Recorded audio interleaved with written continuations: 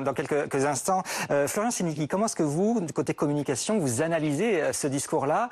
On avait l'impression que Marion Maréchal voulait faire un discours soft, parler à une certaine droite. Là, aujourd'hui, on a eu quand même un discours très radical qui commence donc par le grand remplacement, c'est-à-dire que les Français de souche seraient remplacés, seraient minoritaires par rapport aux personnes d'origine étrangère. Elle y va très fort.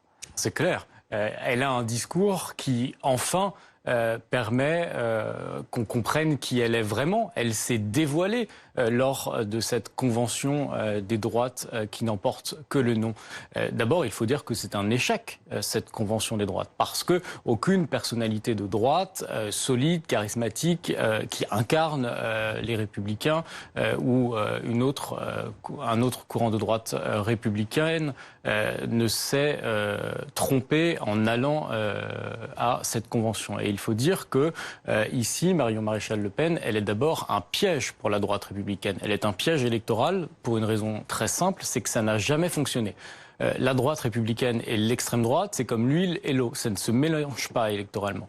Et ici, Marion Maréchal Le Pen, au fond, jusque-là, c'était le loup recouvert comme dans les dessins animés d'une peau de mouton. Et bien là, elle a enlevé sa peau de mouton. Et ça pose une difficulté parce que le strabisme électoral de Marion Maréchal sur, d'un côté, les catholiques ultra-conservateurs et de l'autre, la droite républicaine, il ne peut pas fonctionner. Elle va perdre des deux côtés.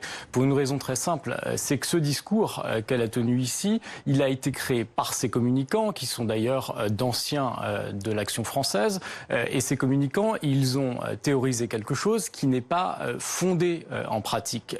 C'est quoi leur pari? C'est de se dire qu'ils peuvent gagner les libéraux de la droite républicaine. Or, ces libéraux, ils sont partis chez Emmanuel Macron, et qu'ils peuvent gagner les cathos conservateurs, et ceux-là, au fond, on a vu ce qu'ils pesaient électoralement, c'est François-Xavier Bellamy.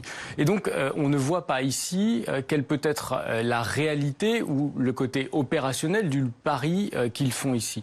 Finalement, sous des attraits de nouveauté, Marion Maréchal n'a que 29 ans, un discours très électoraliste, mais elle aurait pu reprendre les idées de son grand-père, Jean-Marie Le Pen, non? Mais quelque part, elle les reformule. Elle les reformule? Elle dit tout haut ce que Marine Le Pen n'ose plus dire